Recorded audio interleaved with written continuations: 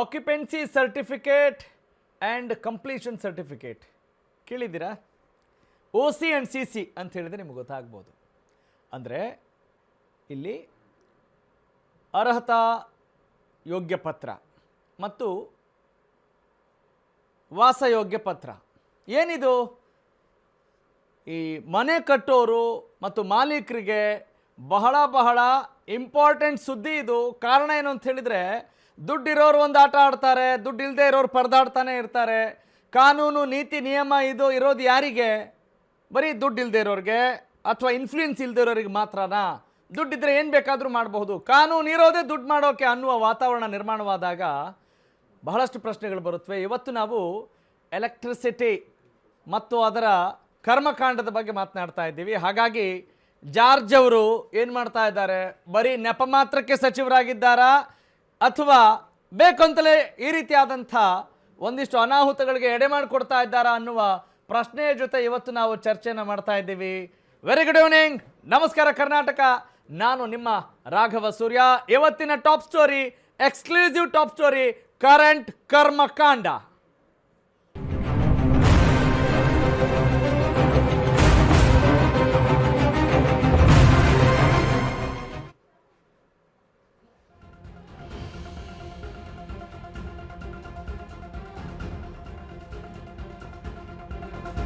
ಬೆಂಗಳೂರು ಸೇರಿದಂತೆ ರಾಜ್ಯಾದ್ಯಂತ ಈ ಕರೆಂಟ್ ಕರ್ಮಕಾಂಡಕ್ಕೆ ಜನ ಅಕ್ಷರಶಃ ಕಂಗೆಟ್ಟಿದ್ದಾರೆ. ಇದು ಭಾರತದ ಎಲ್ಲ ಕಡೆ ಇದೆಯಾ ಅಥವಾ ಬರೀ ಕರ್ನಾಟಕದಲ್ಲಿ ಮಾತ್ರ ಇದೆಯಾ? ವೆರಿ ಇಂಟ್ರೆಸ್ಟಿಂಗ್ ಡಿಬೇಟ್ ಮಾಡುವಂಥ ಅಂಶ ಇದು. ಪ್ರತಿಯೊಬ್ಬರೂ ಕೂಡ ಗಮನಿಸಲೇಬೇಕಾದಂಥ ಸುದ್ದಿ, ಎಕ್ಸ್ಕ್ಲೂಸಿವ್ ಸುದ್ದಿ, ಕರೆಂಟ್ ಕರ್ಮಕಾಂಡ. ನೀವು ಮುಂಚೆ ಕೊಳ್ಳಿದೇವ ಅಂತ ಕೇಳಿದ್ರಲ್ಲ, ಆ ರೀತಿ ನೀವು ಕರೆಂಟ್ ದೇವ ಅಂತ ಬೇಕಾದರೂ ಅಂತ ಕರಿಬಹುದು. ಹೀಗಾಗಿ ಈ ಕಾನೂನು ತೊಡಕುಗಳೇನಾಗ್ಬೋದು? ಅಸಲಿಗೆ ಈ OC ಅಂದರೆ ಏನು, CC ಅಂದರೆ ಏನು, ಯಾವಾಗ ಈ ಸರ್ಟಿಫಿಕೇಟ್ ಕೊಡ್ತಾರೆ, ಇದರಲ್ಲಿರುವಂಥ ಸಾಧಕ ಬಾಧಕಗಳೇನು, ಹೀಗೆ ಈ ಎಲ್ಲ ವಿಚಾರಗಳನ್ನು ನಾವಿವತ್ತು ಚರ್ಚೆ ಮಾಡ್ತಾ ಇದ್ದೀವಿ. ಇಂಧನ ಇಲಾಖೆಯ ಬೆಸ್ಕಾಂನಿಂದ ಕಾರ್ಪೊರೇಷನ್ಸ್ವರೆಗೂ ಕೂಡ ಏನೆಲ್ಲ ನಡೆಯುತ್ತೆ, ಇಂಚಿಂಚು ಮಾಹಿತಿಯನ್ನು ನಿಮ್ಮ ಮುಂದೆ ನಾವು ಇಡ್ತಾ ಇದ್ದೀವಿ. ದುಡ್ಡಿಗಾಗಿ ದೇವಭೂತಗಳಂತೆ ಜನರನ್ನ ಕಾಡ್ತಾ ಇದೆ ಈ ಸರ್ಕಾರಿ ಮಾಫಿಯಾ. ದಟ್ ಈಸ್ ಕರೆಂಟ್ ಕರ್ಮಕಾಂಡ, ಎಕ್ಸ್ಕ್ಲೂಸಿವ್ ಕರೆಂಟ್ ಕರ್ಮಕಾಂಡ. ಬೆಂಗಳೂರು ಸೇರಿದಂತೆ ರಾಜ್ಯಾದ್ಯಂತ ಈ ಕರೆಂಟ್ ಕರ್ಮಕಾಂಡಕ್ಕೆ ಖಂಡಿತವಾಗ್ಲೂ ಅಕ್ಷರಶಃ ಜನ ಕಂಗೆಟ್ಟಿದ್ದಾರೆ. ಬೆಂಗಳೂರಿನಿಂದ ಹಿಡಿದು ಇಡೀ ಕರ್ನಾಟಕದಲ್ಲಿ ಹೊಸ ಅವತಾರಗಳನ್ನು ನೋಡ್ಬೋದು. ಒಟ್ಟಿನಲ್ಲಿ ಈ ಲಂಚದ ಬೇಟೆ ಸಿಕ್ಕಾಪಟ್ಟೆ ಮುಂದುವರಿತಾ ಇದೆ. ಮನೆ ಅಪಾರ್ಟ್ಮೆಂಟ್ ಕಟ್ತಾ ಇರುವಂತಹ ಮಾಲೀಕರಿಗೆ ಬಹಳ ಸಂಕಟವಾಗಿರುವಂಥದ್ದು. ಯಾಕಂತ ಹೇಳಿದ್ರೆ ಅವರೇ ಇವರ ಟಾರ್ಗೆಟ್. ಯಾರೆಲ್ಲ ಮನೆ ಕಟ್ತಾ ಇದ್ದಾರೆ ಅಂತ ಹೇಳಿದ್ರೆ ಸಾಕು, ಅಂಥವ್ರನ್ನ ಬೇಟೆ ಆಡುತ್ತೆ ಒಂದು ಟೀಮ್. ಹಾಗಾದ್ರೆ ಏನಿದು? What is the fact?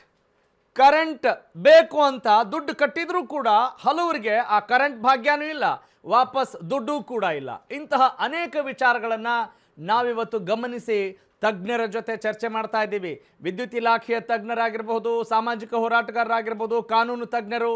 ಅದೇ ವಿಚಾರದಲ್ಲಿ ಏನೆಲ್ಲ ಲೂಪ್ ಹೋಲ್ಸ್ ಇದ್ದಾವೆ, ಜನರನ್ನು ಹೇಗೆ ಸುಲಿಗೆ ಮಾಡ್ತಾ ಇದ್ದಾರೆ ಅನ್ನೋದ್ರ ಬಗ್ಗೆ ಒಂದು ಕಣ್ತೆರೆಸುವ ಕೆಲಸವನ್ನು ನಾವು ಮಾಡ್ತಾ ಇದ್ದೀವಿ. So don't go anyway, stay tuned till the end. Let's go for another update.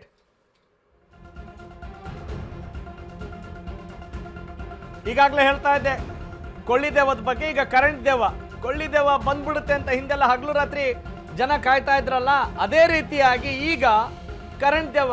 ಆದರೆ ಈಗ ಮನೆ ಅಪಾರ್ಟ್ಮೆಂಟ್ ಕಟ್ತಾ ಇರೋ ಮಾಲೀಕರಿಗೂ ಸಿಕ್ಕಾಪಟ್ಟೆ ಭಯ ಶುರುವಾಗಿದೆ. ನಮ್ಮ ಮನೆ ಅಪಾರ್ಟ್ಮೆಂಟ್ಗೆ OC ಸಿಗುತ್ತೋ, CC ಸಿಗುತ್ತೋ, ಇಂಥ ಒಂದು ಕನ್ಫ್ಯೂಷನ್ ಕೂಡ ಇದ್ದಾವೆ. ಕರೆಂಟ್ ಸಪ್ಲೈ ಕೊಡೋಕ್ಕೆ ಅಧಿಕಾರಿಗಳು ಕಳ್ಳಾಟ ಮಾಡ್ತಾ ಇದ್ದಾರೆ. That is the point. ಇನ್ನೊಂದು ಕಡೆ ಈ OC CC ಅಂದರೆ ಆಕ್ಯುಪೆನ್ಸಿ ಸರ್ಟಿಫಿಕೇಟ್ ಮತ್ತು ಕಂಪ್ಲೀಷನ್ ಸರ್ಟಿಫಿಕೇಟ್, ಕ್ಲಿಯರೆನ್ಸ್ ಸರ್ಟಿಫಿಕೇಟ್ ಅಂತ ಕೂಡ ಕರೀತಾರೆ ಅಂತ ಅಂದ್ಕೊಳ್ತೀನಿ. ಕಾರ್ಪೊರೇಷನ್ಗಳಲ್ಲಿದೆ ಲಂಚದ ಭೂತ. ಅಯ್ಯೋ ಲಂಚ ಎಲ್ಲಿಲ್ಲ ಬಿಡ್ರಿ ಅಂತ ತಳ್ಳಿ ಹಾಕುವಂಥ ವಿಚಾರ ಅಲ್ಲ. ಯಾಕಂತ ಹೇಳಿದರೆ ಇದರಲ್ಲೂ ಅವರ ಆಟಾಟೋಪಗಳು ಹೆಂಗಿರುತ್ತೆ, ಅವರ ಸ್ಮಾರ್ಟ್ನೆಸ್ ಹೆಂಗಿರುತ್ತೆ ಅನ್ನೋದನ್ನು ನಾವು ನೋಡಲೇಬೇಕಾಗಿದೆ. ಸೊ ಯಾವಾಗ ಎಚ್ಚೆತ್ಕೊಳ್ಳೋದು? ಅಯ್ಯೋ ಬಿಡ್ರಿ, ಸಮಾಜ ಹೆಂಗೆ ನಡೆಯುತ್ತೆ ಹಂಗೆ ನಡೆಯೋಣ ಅಂತಿದ್ರೆ ಸಾಕಾ? ನೀವು ಯೋಚನೆ ಮಾಡಿ.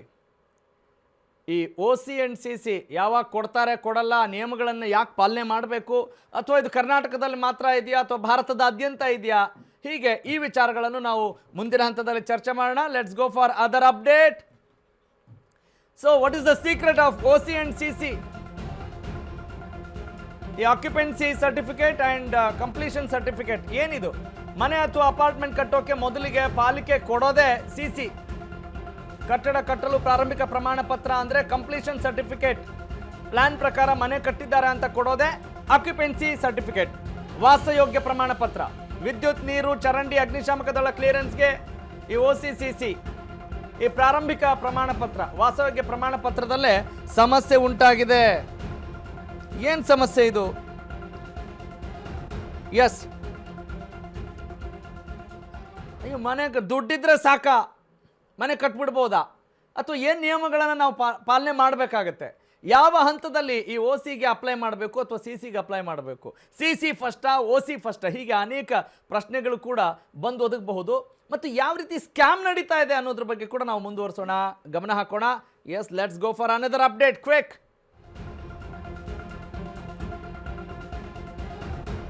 ಕರೆಂಟ್ ಕರ್ಮಕಾಂಡ ಕರೆಂಟ್ಲಿ ನಡೀತಾ ಇದೆ. ಈ ಕರ್ಮಕಾಂಡ ಒಂದಲ್ಲ ಒಂದು ರೀತಿ ಪ್ಲಾನ್ ಡೈವರ್ಟ್ ಮಾಡೋದು, OC CC ಒಟ್ಟು ಕೊಡಲ್ಲ, ಸತಾಯಿಸೋದು ನಿಮ್ಗೆ ಗೊತ್ತಿದೆ ಹೆಂಗೆ ಅಂತ. ಅನಂತರ ಶುರುವಾಗೋದೆ ಈ GB ಅಥವಾ ಪಾಲಿಕೆ ಅಧಿಕಾರಿಗಳ ಕಲೆಕ್ಷನ್ ಕಥೆ. Very important. ಕಲೆಕ್ಷನ್ ಸ್ಟೋರಿ ಅಂದರೆ ನಿಮ್ಗೆ ಗೊತ್ತಾಗುತ್ತೆ. ಕೆಲವೊಬ್ರಿಗೆ ಹೇಳಿದ್ರೆ ಅನ್ಕೊಳ್ತಾರೆ OC ಅಂದರೆ ಓಪನ್ ಕಮಿಷನ್ನು, CC ಅಂದರೆ ಕಮಿಷನ್ ಇನ್ ಕ್ಯಾಶ್ ಅಂತ ಹೇಳೋರು ಉಂಟು. ಆದರೆ ಅದು ನಿಜವಾದ ಫುಲ್ ಫಾರ್ಮ್ ಅಲ್ಲ. ನಿಜವಾದ full form occupancy certificate and completion certificate. ಆದರೆ ಈ ಓಪನ್ ಕಮಿಷನ್ನು ಅಥವಾ ಕಮಿಷನ್ ಇನ್ ಕ್ಯಾಶ್ ಇಲ್ಲದೆ ಹೋದರೆ ಏನು ನಡೆಯಲ್ಲ ಅನ್ನೋದು ವಾಸ್ತವ ಆಗಿಬಿಟ್ಟಿದೆ. ಎಸ್, ಈಗ ಮತ್ತಷ್ಟು ಇಂಟ್ರೆಸ್ಟಿಂಗ್ ಪಾಯಿಂಟ್ಸ್ ಇದೆ.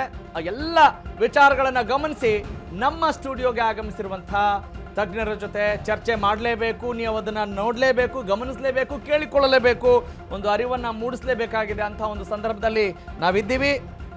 ಓಕೆ, ಕೋರ್ಟ್ ಆರ್ಡರ್ ನೆಪದಲ್ಲಿ ಸುಲಿಗೆ ಮಾಡ್ತಾ ಇದ್ದಾರೆ. ಸುಪ್ರೀಂ ಕೋರ್ಟ್ ಆರ್ಡರ್ ಇದೆ ಅಂತ ಮನೆ ಕಟ್ಟೋರ ಸುಲಿಗೆಗೆ ಇಳಿದಿದೆ. ಯಾವುದು? ಬೆಸ್ಕಾಂ. 2024 ನಂತರ OC ಮತ್ತು CC ಇಲ್ಲದ 1200 ಚದರ ಅಡಿ ಮೀರಿದ ಕಟ್ಟಡಗಳಿಗೆಲ್ಲ, ಅಂದರೆ ಈ 30-40 ಮೀರಿದ ಕಟ್ಟಡಗಳಿಗೆಲ್ಲ ಕಿರಿಕ್ ಮಾಡ್ತಾರೆ.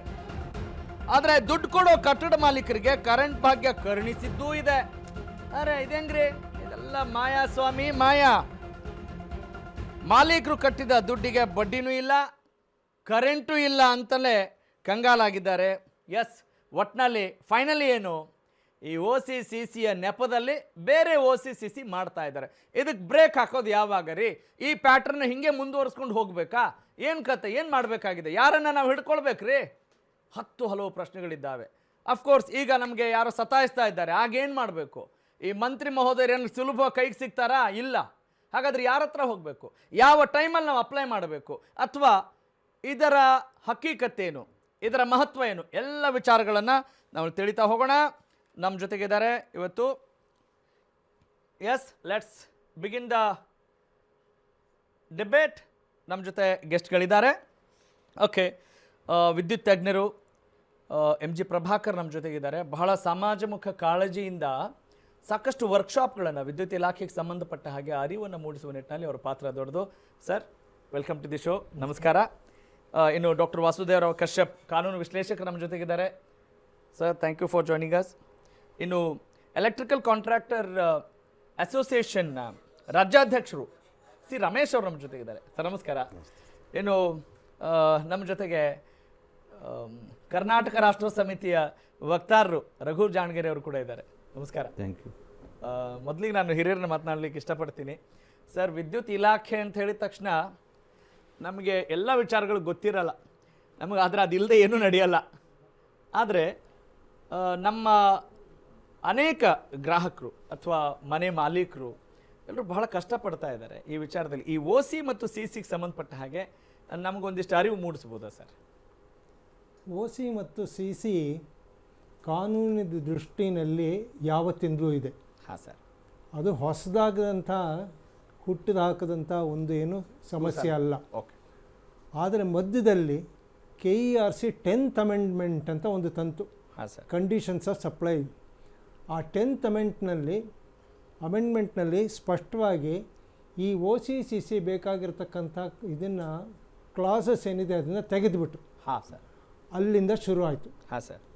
ನನಗೆ ನನ್ನ ಮಿತ್ರ ಆದಂಥ ಕೃಷ್ಣಪ್ಪನವರು, ಎಲೆಕ್ಟ್ರಿಕಲ್ ಕಾಂಟ್ರಾಕ್ಟರ್ಸ್ ಅಸೋಸಿಯೇಷನ್, ಅವರು ಸ್ಪಷ್ಟವಾಗಿ ಸಾರ್ವಜನಿಕ ಬಹಿರಂಗ ವಿಚಾರಣೆ ಸಂದರ್ಭದಲ್ಲಿ ಹೇಳಿದರು, ಹಾಂ ಸರ್, ಇದು ತಾವು ಮಾಡ್ತಾ ಇರ್ತಕ್ಕಂಥದ್ದು ಲೈಸೆನ್ಸ್ ಎಲೆಕ್ಟ್ರಿಕಲ್ ಕಾಂಟ್ರಾಕ್ಟರ್ಸ್ಗೆ ವಿಧಿಸಿರ್ತಕ್ಕಂಥ ರೂಲ್ಗೆ ವಿರೋಧವಾಗಿದೆ, ಆದ್ದರಿಂದ ಇದನ್ನು ಕೈ ಬಿಡಬೇಡಿ. ಆದರೆ ಬೆಸ್ಕಾಮ್ ಅಂತವ್ರು ಹೇಳಿದ್ರು, ಅದು ಕಟ್ಟಡ ಆ ಕಾನೂನಿಗೆ ಅನುಗುಣವಾಗಿದೆಯಾ ಇಲ್ಲ ಅಂತ ಡಿಸೈಡ್ ಮಾಡಬೇಕಾದರೂ ನಾವಲ್ಲ, ಅದಕ್ಕೆ ಬೇರೆ ಅಥಾರಿಟಿ ಇದ್ದಾರೆ, ನಮ್ಮ ಪ್ರಕಾರ ಇದನ್ನು ನಡಿಬೇಕು ಅಂತ ಹೇಳಿದ್ರು. ಹಾಗಾಗಿ ಆ ಒಂದು ಬದಲಾವಣೆ 10th ಅಮೆಂಡ್ಮೆಂಟ್ ಬಂತು. 10th ಅಮೆಂಡ್ಮೆಂಟ್ ಆಗಲೇ 2 ಸಲ ಹೈಕೋರ್ಟ್ ಮುಂದೆ ಚಾಲೆಂಜ್ ಆಯಿತು. ಆ ಮಧ್ಯದಲ್ಲಿ ಡಿಸೆಂಬರ್ 24 17ನೇ ತಾರೀಕು ಬಂದಿದ್ದರ ಪ್ರಕಾರ ಹೈಕೋರ್ಟ್ ಏನು ಹೇಳ್ತು, ಈಗಾಗಲೇ ಸುಪ್ರೀಂ ಕೋರ್ಟ್ನ ನಿರ್ದೇಶನ ಇರೋದರಿಂದ ಇದು ನಮ್ಮ ವ್ಯಾಪ್ತಿಯನ್ನು ಮೀರಿದೆ, ಇದು ಅದನ್ನು ನಾವು ಫಾಲೋ ಮಾಡಬೇಕು ಅನ್ನೊಂದು ಸ್ಪಷ್ಟವಾದಂಥ ಒಂದು ನಿರ್ದೇಶನ ಕೊಟ್ಟರು. ಹಾಗಾಗಿ ಇವತ್ತು ಈ OC ಮತ್ತು CC ಮಧ್ಯದಲ್ಲಾಗಿರ್ತಕ್ಕಂಥ ಒಂದು ದೋಷ, ಕರ್ನಾಟಕದಲ್ಲಿ KERC ಗ್ರಾಹಕರನ್ನು ಎಷ್ಟರ ಮಟ್ಟಿಗೆ ಅವರ ಹಿತಾಸಕ್ತಿಗಳನ್ನ ಕಾಪಾಡಬೇಕೋ ಆ ಮಟ್ಟಿಗೆ ಮಾಡ್ತಾ ಇಲ್ಲ. ಹಾಗಿಂದಾಗಿ ಏನಾಗಿದೆ, ಕಾನೂನಿನ ತೊಡ್ಕೊಳ್ಳೋದು ಜನಸಾಮಾನ್ಯನಿಗೆ ಅವ್ನಿಗೆ ಗೊತ್ತಾಗಲ್ಲ. ಅವ್ನಿಗೆ ಯಾರು ಗೈಡ್ ಮಾಡಬೇಕು, ಯಾರು ಅವ್ರನ್ನ ನಡೆಸ್ಕೊಂಡು ಹೋಗಬೇಕು, ಏನು ಹೆಚ್ಚು ಕಮ್ಮಿ ಇದ್ದಾಗ ಸರ್ಕಾರದ ಜೊತೆ ಒಂದು ಮಾತುಕತೆ ಮಾಡಿ ಅದನ್ನು ಹೇಗೆ ಬಗೆಹರಿಸಬೇಕು ಅನ್ನೋ ಒಂದು ಪ್ರಯತ್ನ ನಡೆದೇ ಇಲ್ಲ. ಪ್ರಿಯಾಂಬಲ್ ಆಫ್ ದ ಆ್ಯಕ್ಟ್ನಲ್ಲಿ ಹೇಳುತ್ತೆ, protection of the consumer interest ಅಂತ ಎಲೆಕ್ಟ್ರಿಸಿಟಿ ಆ್ಯಕ್ಟ್ 2003 ಅನ್ನು ಹೇಳುತ್ತೆ, ಅದ್ರ ಸುಳಿವೇ ಇಲ್ಲ. ಹಾಗಾಗಿ the regulatory rigour required in Karnataka is totally missing. I am sorry to make this statement, but I am making a very, very concerned statement. Allegation. Yes. Concerned allegation. ಕಾಳಜಿಯುತವಾದಂತಹ ಒಂದು allegation ಅಂದಾಗ ಒಂದು ಇದು ಚಪಲ ಅದು. ಆದರೆ ಆಬ್ಸರ್ವೇಷನ್ನು it is backed up by results. ಇದು ಕಾನೂನಿನ ದೃಷ್ಟಿಯಲ್ಲಿ ಹೇಗಿದೆ ಅನ್ನೋದನ್ನು ಸಮಸ್ಯೆಯನ್ನು ಅರ್ಥ ಮಾಡುವ ಒಂದು ಪ್ರಯತ್ನ ಮಾಡಿರೋದ್ರಿಂದ ನಾನು ಅಧಿಕೃತವಾಗಿ ಹೇಳಬಲ್ಲೆ. Okay, got it sir. Thanks for your first